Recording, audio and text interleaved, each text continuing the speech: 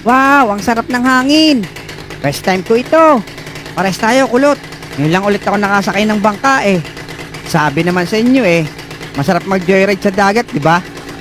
Ang sarap pa lang ng feeling kapag malayo sa pagmumukha ni Otlog. Mismo. Naku, yari. Nakakalimutan ko palang ilagay sa makina aring tornilyong itaw.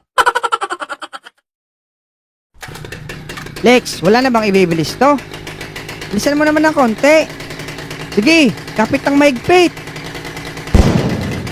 La, ano yun?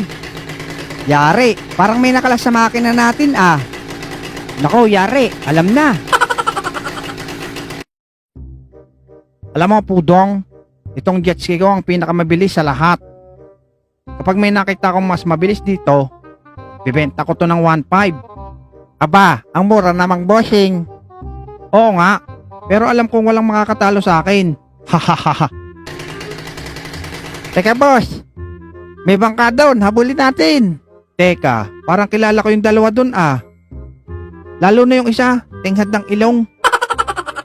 Tara na boss. Tara na, kapit ng maigpit, Pudong.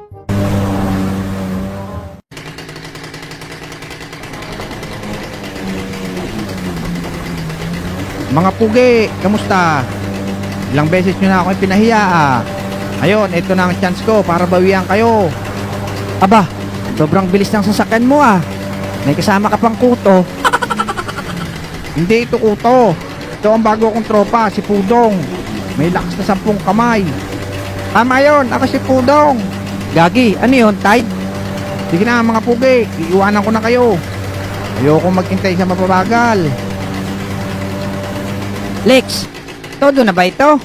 Hindi ko alam, Bogart. Wala tayong kontrol sa bangka natin eh. Ako bahala. Anong gagawin mo?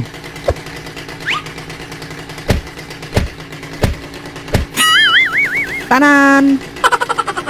Hala, bakit mo naman sinipa, Bogart? Kapit, mga pugi!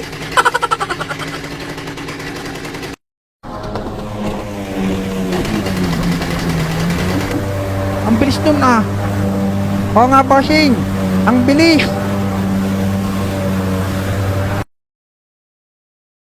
Mukhang marami akong mahuhuli ngayon ah. Napakatahimik ng dagat eh. Wala man lang istorbo. Relax din pag may time. Sabi dyan, Otlog! Loko mga bata yun ah. Dadaplisan pa ako. Sabi, Manyong!